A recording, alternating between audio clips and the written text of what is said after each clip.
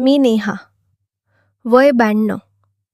लोक म्हणतात भाभी, पण माझ्या मनात जी आग आहे ती फक्त मीच जाणते. माझा नवरा परदेशात आहे. वर्षातून एकदा येतो आणि जातो.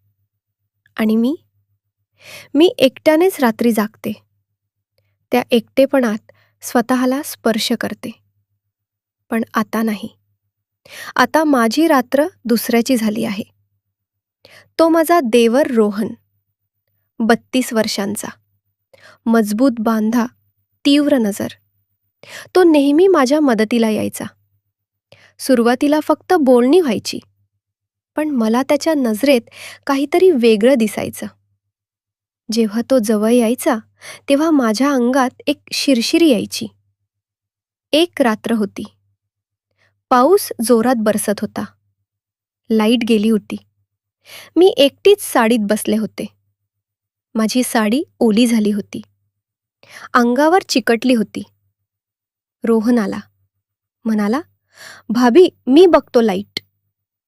मी त्याला आत बोलावलं. आम्ही एकटेच होतो. तो जवळ आला. इतका जवळ की त्याचा श्वास माझ्या गालावर लागत होता.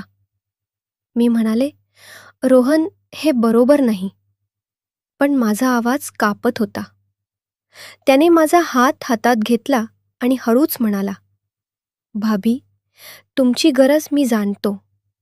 मी पूर्ण करेन. माझ्या अंगात विजेचा धक्का बसला. वर्षानुवर्ष मी एकटीच स्वतःला सांत्वन करत होते.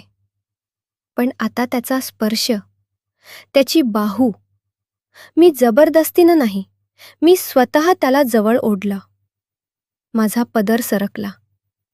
मी त्याला थांबवलं नाही. त्याच्या ओठ माझ्या मानेवर होते.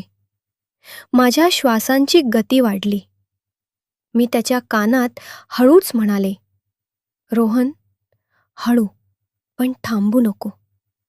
ती रात्र, ती अविस्मरणीय होती. मी त्याच्या बाहूत पूर्णपणे वितळले. माझ्या अंगातली आग त्याने विझवली आणि नव्याने पेटवली. सकाळी जेव्हा डोळे उघडले, मी त्याच्या छातीवर होते. माझी साडी अव्यवस्थित. आणि मी हसले. पहिल्यांदाच मला बरोबर वाटलं. आता रात्री जेव्हा नवरा फोन करतो आणि विचारतो, कशी आहेस? मी हसते आणि म्हणते, खूप बरी.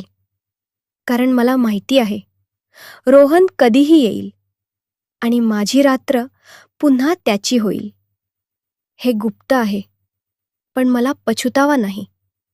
कारण मी प्रथमच जिवंत वाटते. पुढची रात्र कधी येईल आणि हे गुप्त कधीपर्यंत राहील? फक्त वेळ सांगेल.